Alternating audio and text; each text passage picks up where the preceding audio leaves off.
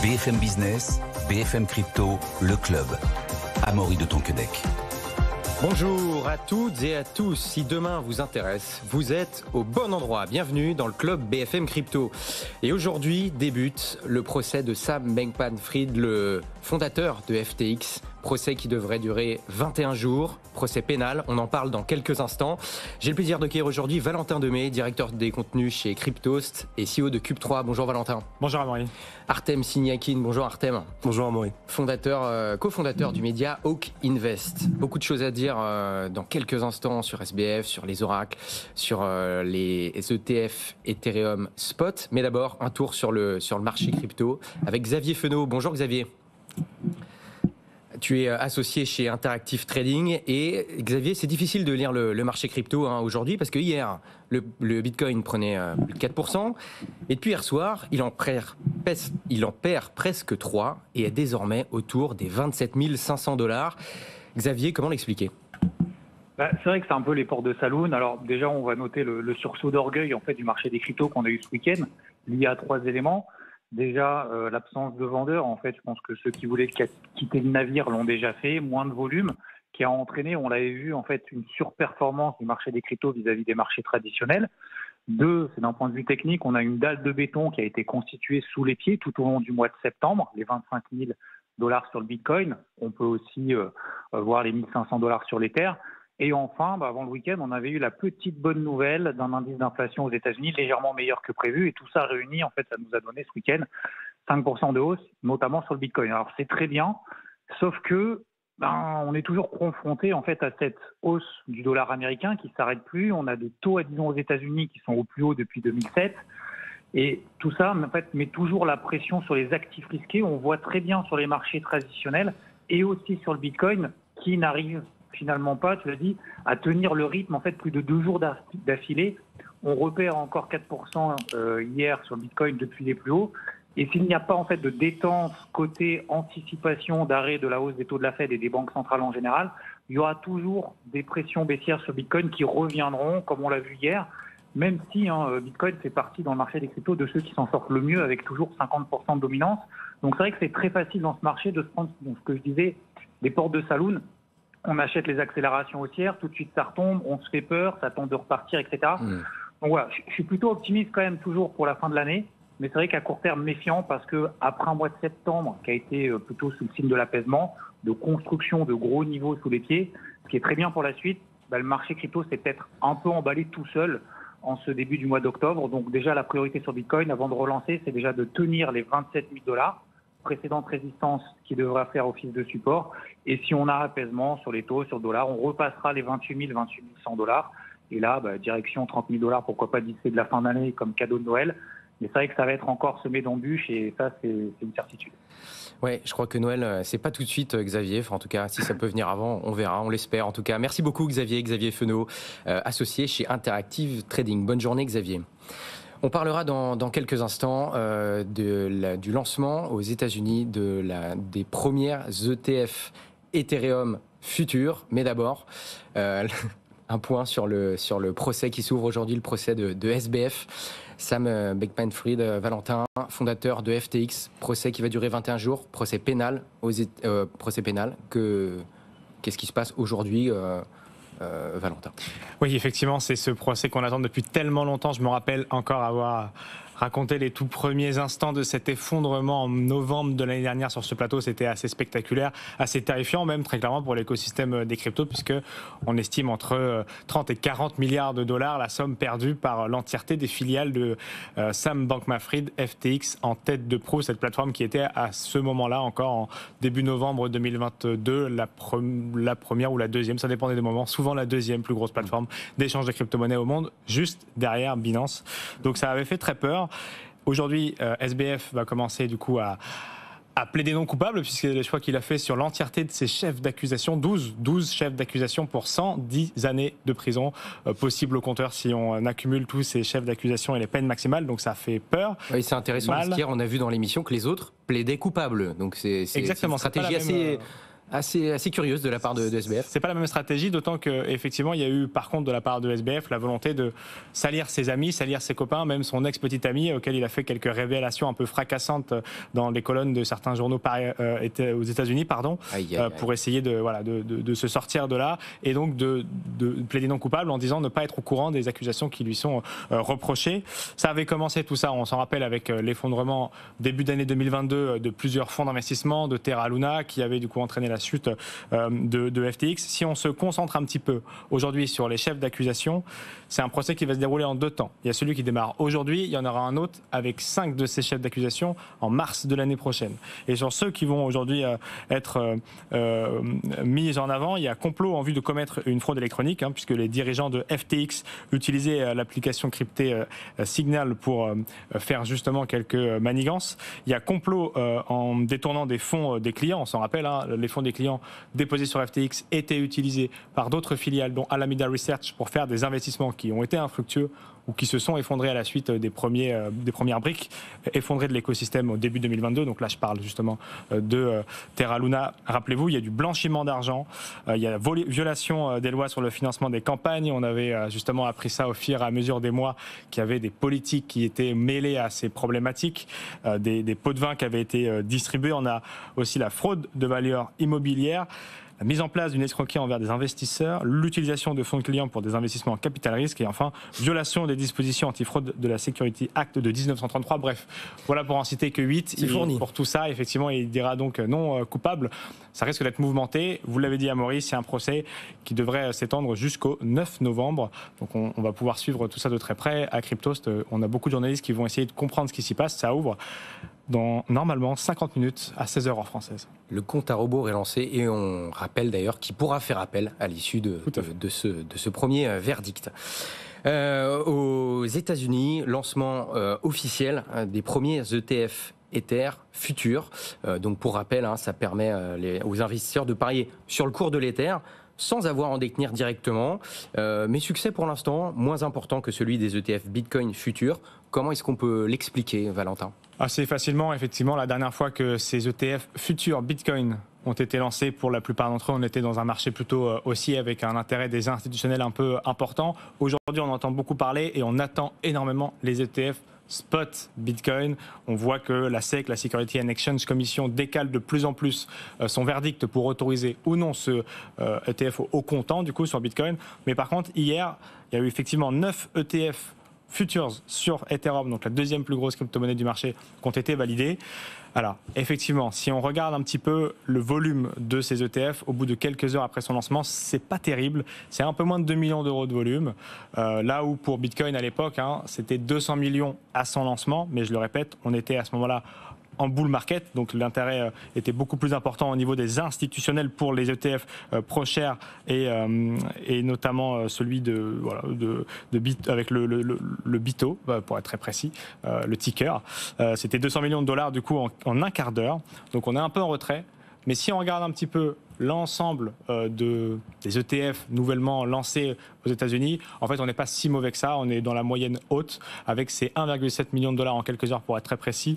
Ils en attendent un petit peu plus de volume aujourd'hui à l'ouverture US, peut-être autour de 6-7 millions. En tout cas, c'est quand même un très bon signal parce que voilà, de plus en plus de crypto-monnaies, aujourd'hui Ethereum, sur le futures, se mettent à la bourse des États-Unis, donc, et permettent à de plus en plus de gens institutionnels en tête de proue de se mettre des cryptos actifs dans leur poche. Bon, puis pour ceux qui n'arrivent pas à se décider, il y a même des ETF mixtes. Bitcoin, Ethereum. Exactement. C'est intéressant. Enfin, ça marche bien, ça d'ailleurs, on sait ou pas si ça... Certains d'entre eux, là, de ceux qui ont été listés hier, il y en a eu 9, comme je le disais, sont effectivement mixtes. On verra, on voit que pour l'instant, ça ne fait pas l'unanimité, puisque ça reste du coup dans ces 2 millions environ en quelques heures, mais ça permet de moins se prendre la tête. C'est vrai que beaucoup de gens se questionnent sur qu'est-ce que je dois acheter comme crypto-monnaie. Est-ce que c'est plus du Bitcoin? Est-ce que c'est plus de l'Ethereum? Est-ce qu'il y a des altcoins? En fait, en achetant une seule portion d'un actif, aujourd'hui, du coup, les ETF qui ont été listés hier, on peut s'indexer aux deux. On verra si ça convainc les investisseurs. En tout cas, c'est les 2 plus grosses crypto-monnaies à date. Donc, c'est souvent intéressant de se diversifier, comme on le sait. Quand c'est à travers un seul instrument financier, c'est toujours plus simple au niveau des frais, généralement, et de toute la difficulté réglementaire pour y accéder. Les ponts entre les cryptos et la finance traditionnelle sont de plus en plus importants. Et notamment, on va parler, Artem, aujourd'hui d'une technologie, les oracles, avec laquelle tu as créé...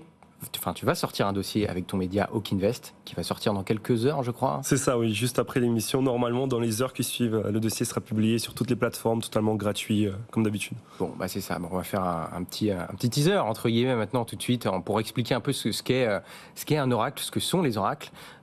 Déjà, très simplement, c'est quoi un oracle, Artem ? Alors pour commencer, c'est pas quelque chose de nouveau. Donc les premiers oracles datent de 2017. Donc ça coïncide un peu avec le début de la finance décentralisée. Et dans la crypto-monnaie, on a souvent tendance à dire que la finance traditionnelle c'est pas bien parce qu'il y a trop d'intermédiaires. Et en fait, les oracles sont les intermédiaires de la blockchain. Donc ça peut paraître un peu contre-intuitif, mais les oracles, leur travail, c'est d'aller chercher des données pour les mettre dans des smart contracts, pour que les smart contracts, donc ces contrats intelligents, puissent s'exécuter. Ce qui veut dire que ça permet de déclencher des liquidations, ça permet de garantir les prêts et emprunts décentralisés. Ça peut créer tout un tas de choses et aujourd'hui, les smart contracts en ont besoin pour fonctionner correctement. C'est quoi en fait ? C'est ce qui va permettre à la blockchain d'être connectée au monde réel, c'est ça ? Exactement. Ça peut être connecté au monde réel, ça peut être connecté à d'autres blockchains. En fait, tout type de données qui sont aujourd'hui possibles d'acquérir, les oracles peuvent les acquérir. Et si un smart contract est prévu pour ces données-là, il peut s'exécuter. Il y a différents types d'oracles, Artem. Est-ce que tu peux nous expliquer un peu lesquels existent ? Bien sûr, en fait, il y a plein de types d'oracles et je pense que la réalité, c'est que ceux dont on parle le plus sont les oracles qui permettent à la finance décentralisée de fonctionner, mais il y a également des oracles qui peuvent être intégrés à la supply chain. Par exemple, il y a des oracles qui peuvent être hardware ou software, c'est-à-dire que ça peut être des oracles physiques, ça peut être des oracles qui sont des logiciels, qui sont la plupart des oracles. Donc aujourd'hui, on compte plus de 50 oracles uniquement sur la finance décentralisée. Donc le leader qui est Chainlink, que la plupart des gens connaissent. Et ensuite, en ce qui concerne la supply chain, etc., la documentation est un peu moins fournie à ce niveau, mais il y en a également qui existent à ce niveau-là. Mais qu'on comprenne bien, par exemple, pour avoir un cas concret, notamment avec la finance décentralisée, à quoi ça sert ? Qu'est-ce que ça va apporter en plus à la DeFi ?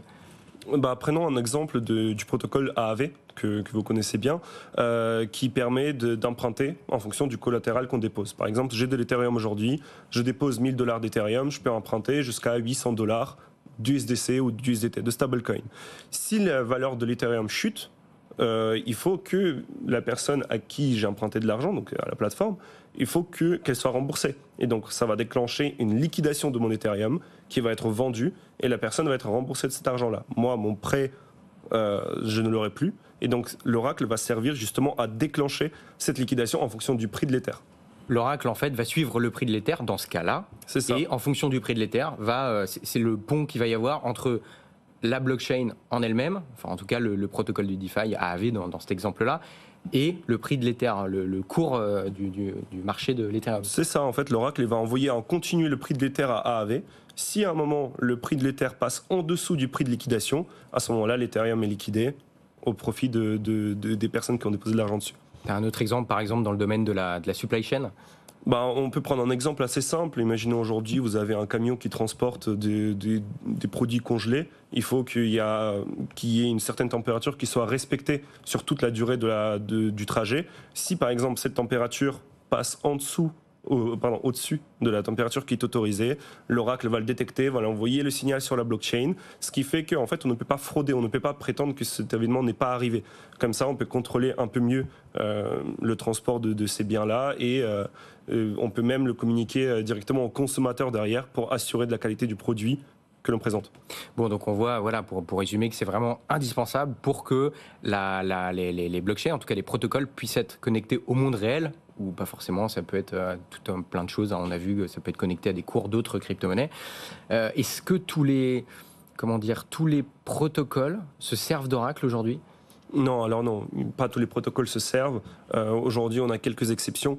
Il faut noter cependant que ces exceptions-là ne sont pas aussi utilisées que les solutions avec les oracles, tout simplement parce que pour la plupart du temps, c'est du peer-to-peer. Ça veut dire d'une personne à une autre. Ça veut dire que les conditions pour les prêts emprunts sont différentes. Que ça veut dire que, en fait, c'est les deux personnes-là qui doivent se mettre d'accord sur, par exemple, leurs prêts et emprunts décentralisés.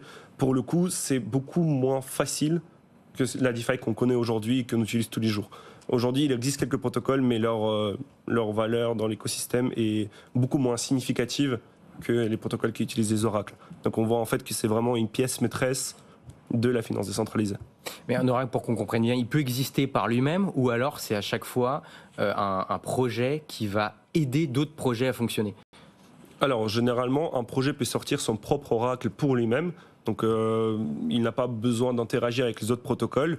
Mais aujourd'hui, lorsqu'un oracle existe, c'est pour apporter cette solution-là aux protocoles qui en ont besoin.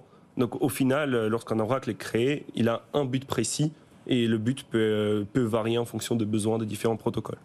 Il y a des tokens d'oracle qui existent. Est-ce qu'ils ont une utilité réelle ou alors c'est purement spéculatif? Je parle plutôt déjà pour les particuliers.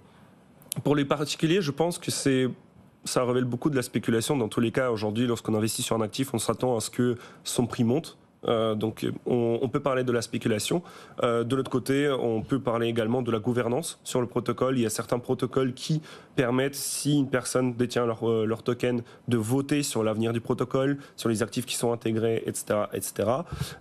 Mais aujourd'hui, je pense que la chose la plus importante à noter, c'est que le token d'Oracle sert surtout à financer le projet en lui-même. Comme je l'ai dit au tout début, la naissance des oracles a coïncidé fortement avec la naissance de la finance décentralisée. Lorsque la finance décentralisée n'était pas aussi populaire qu'aujourd'hui, elle ne générait pas assez d'argent, ne générait pas assez d'intérêt pour pouvoir payer les oracles, pour pouvoir payer leurs services. Et donc, le token des oracles, on le voit très bien dans le cas de Chainlink, qui vendent constamment leur trésorerie pour financer leurs opérations, sert surtout à financer les activités de l'oracle et leur permettre d'exister. Donc aujourd'hui, ça représente également un certain risque de posséder ces tokens d'oracle. Et comment un oracle gagne sa vie, entre guillemets? Comment c'est rentable en fait?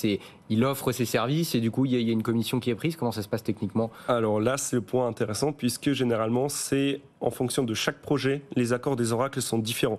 Ça peut être en fonction des besoins du projet, ça peut être en fonction de l'ancienneté du projet, ça peut être en fonction de ce que le projet peut apporter à l'oracle en retour, que ce soit en termes de données, en termes de tokens, etc. Et on voit également des oracles qui se lancent et qui proposent même aux projets qui ne génèrent pas du tout d'argent aujourd'hui, c'est notamment le cas de Chainlink, le plus grand oracle aujourd'hui, qui approche les petits projets, qui dit aujourd'hui, si vous me donnez 3 à 7% de la totalité de vos tokens, vous pouvez utiliser mes services. Donc ensuite, c'est à chacun de voir si ils veulent passer par Chainlink, si c'est trop, pas assez. Mais aujourd'hui, il existe différents moyens pour les projets de se rémunérer et de gagner de l'argent. Généralement, c'est très, très opaque, on va dire. Bon, tu l'as dit, les oracles, c'est arrivé en 2017 à peu près. Aujourd'hui, on parle beaucoup d'IA, d'intelligence artificielle. Il y a un mix entre les oracles et l'intelligence artificielle. Les oracles s'en servent. Est-ce que ça apporte quelque chose à cette technologie? Alors aujourd'hui, on n'est pas encore dans les oracles qui se servent de l'intelligence artificielle, mais ça peut être un très grand boost pour les oracles. Ça leur permettra d'aller consulter des archives qui datent d'il y a plusieurs années, puisqu'aujourd'hui, ce n'est pas possible de garder cette information-là sur la blockchain directement. Ça coûterait beaucoup trop cher. Je pense que l'intelligence artificielle va jouer en la faveur des oracles, mais je pense qu'ils pourront survivre très bien sans également, parce que aujourd'hui, on a tendance à croire que l'IA répond à tous les soucis. De temps en temps, la technologie n'a pas besoin d'être implémentée partout pour que le projet réussisse. Je le prononce à la française, comme on dit, mais il y a aussi l'IoT, l'Internet of Things. C'est les objets connectés qui communiquent entre eux. Mm-hmm. Est-ce que les oracles travaillent avec ça? Est-ce que ça apporte quelque chose à cette technologie-là aussi? Alors ça, c'est une éventuelle possibilité également, notamment avec les objets connectés. Par exemple, si vous vous mettez à trader à effet de levier, ce qu'on ne conseille pas ici, bien évidemment, et vous avez envie de recevoir une alerte chez vous lorsque vous vous approchez de votre liquidation parce que vous avez parié sur une mauvaise crypto-monnaie, vous pouvez par exemple dire à votre Alexa de se déclencher et de mettre un signal d'alarme grâce à l'oracle qui va lui envoyer ce signal. Donc ça, c'est quelque chose qui est totalement possible. Ensuite, à voir comment est-ce que les oracles peuvent s'intégrer là-dedans. Ok. Et on voit aussi que j'ai même vu à la fin de votre dossier qu'il y a des casinos Web3 Artem. Qu'est-ce que c'est que cette histoire? Alors ça, pour le coup, c'est une des hypothèses qu'on a émis dans le dossier. parce qu'aujourd'hui, donc je reviens sur le point où c'est compliqué pour les oracles de se financer. Aujourd'hui, Chainlink revend 100-400 millions de dollars de tokens tous les trimestres, tous les ans. C'est assez énorme. Et donc, on a vu cette émergence de casinos en ligne qui sont devenus des exchanges décentralisés, plus ou moins, qui permettent également de faire du trading à effet de levier. Le trading à effet de levier a besoin des updates constants sur les prix des crypto-monnaies sur lesquelles on peut parier. Ces casinos peuvent générer jusqu'à 30 millions de dollars de frais par jour qu'ils récoltent pour eux. Ensuite, ces fonds-là sont soit utilisés pour acheter leurs tokens, soit pour financer leurs opérations. Mais je pense qu'il y a une réelle opportunité pour les oracles de se développer par rapport à ces casinos-là. Ça permettrait de rendre les casinos plus transparents. Ça leur permettrait s'ils décident de partager les frais que les casinos génèrent avec les oracles, ça leur permettra d'avoir une source de revenus très stable. Et ça, je pense que ça va être une réelle opportunité, un réel sujet de discussion dans les années à venir. Et très rapidement, les oracles donc créés en 2017, enfin à partir de 2017, pourquoi on en parle autant aujourd'hui et à quoi on peut s'attendre pour la suite? Juste avant de venir, j'ai vu un rapport du FMI qui disait que les crypto-monnaies représentent une menace et doivent absolument être régulées car elles pourraient créer un système financier alternatif.